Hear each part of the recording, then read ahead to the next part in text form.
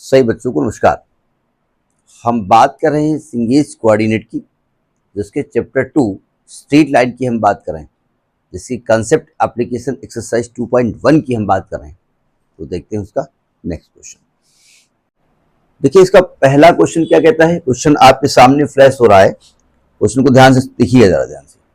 क्या, find the equation of the right bisector of the line segment joining the points 3, 4 and -1, 2। पहले तो question का सगुफा समझिए, कहना क्या चाहता हूं। कहते हैं ये दो पॉइंट को कोई लाइन ज्वाइन कर रही है। चलिए मैंने ज्वाइन कर दिया, ये दो पॉइंट को लाइन ज्वाइन कर रही है। बहुत ध्यान समझिएगा, ठीक है। ये अभी मुझे नहीं मालूम क्वेश्चन आएगा नहीं आएगा, हमको अभी जो गिवन है उसके बारे में बात कर रहे हैं।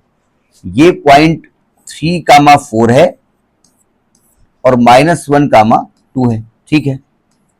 राइट बाइसेक्टर का मतलब वो नहीं रॉन्ग बाइसेक्टर, राइट बाइसेक्टर मतलब the line perpendicular to this and bisecting this line. यानी आपको इक्वेशन ऑफ लाइन वो निकालनी है जो इस लाइन के परपेंडिकुलर है और इसके मिड पॉइंट से होकर जाती है, ठीक है। यानी कि एक पॉइंट के बारे में तो बात कर रहे हैं, पी पॉइंट के बारे में। तो अगर मैं आपसे कहूं कि भैया ये बताओ कि पी का कोऑर्डिनेट क्या होगा, तो आप कहेंगे देखो पी जो है ना, इन दोनों का मिड पॉइंट है। तो मिड पॉइंट का कोऑर्डिनेट क्या होता है, x1 + x2 y2, y1 + y2 y2। यानी इसका हो जाएगा ये x1 y1 है, ये x2 y2 है, तो आएगा 3, चूंकि वो -1 है तो -1 y2 और 4 + 2 y2। यानी p का कोऑर्डिनेट हो गया 2, 1, 3। यानी आपको ये तो मालूम हो गया कि जो लाइन हमको निकालनी है वो 1, 3 से होकर पास हो रही है। बात समझ में तो आ गई। अब एक पॉइंट से होकर जाने वाली लाइन के इक्वेशन को निकालने के लिए उसका स्लोप चाहिए। अब स्लोप कहां से निकाल दे। अब देखो ध्यान से, ए बी का स्लोप तो निकाल सकते हो ना। तो अगर मैं ए बी का स्लोप m1 मान लूं और इस वाले का स्लोप m2 मान लूं, तो चूंकि ये परपेंडिकुलर है तो m1 × m2 -1 होता है। अब ये निकल कहां से होता है, ये मालूम होना चाहिए। तो हम पहले ए बी का स्लोप निकालते हैं। थोड़ा ऊपर जाइए, स्लोप ऑफ ए बी,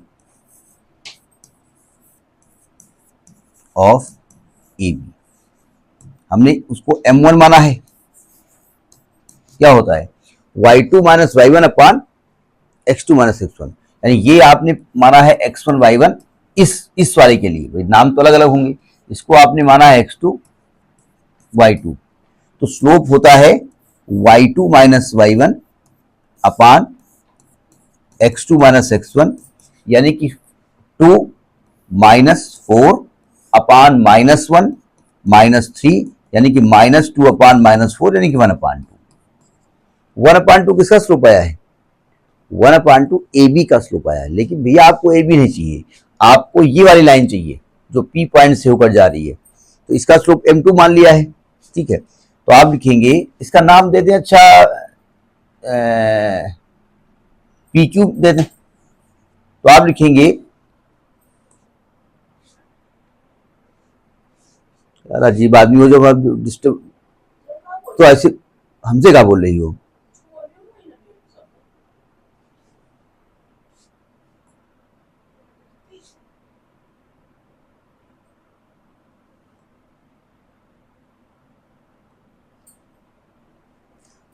तो आप कहेंगे S P Q is perpendicular to A B. तो हम जानते हैं कि m1 × m2 is equal to क्या होता है, -1 होता है। m1 दिया है 1/2, m2 मुझको मालूम नहीं। तो क्या मैं कह सकता हूं कि m2 की वैल्यू -2 आ जाएगी। यानी आपको जो लाइन निकालनी है उसका स्लोप आ गया -2। समझ में बात आ गई। अब लास्ट कड़ी है कि भैया पी क्यू का इक्वेशन निकाल दो। तो मैं इसको रब कर दूं, रब नहीं करूंगा, चलो थोड़ा सा उसको स्क्रॉल करता हूं। तो इक्वेशन आप पी क्यू निकालो।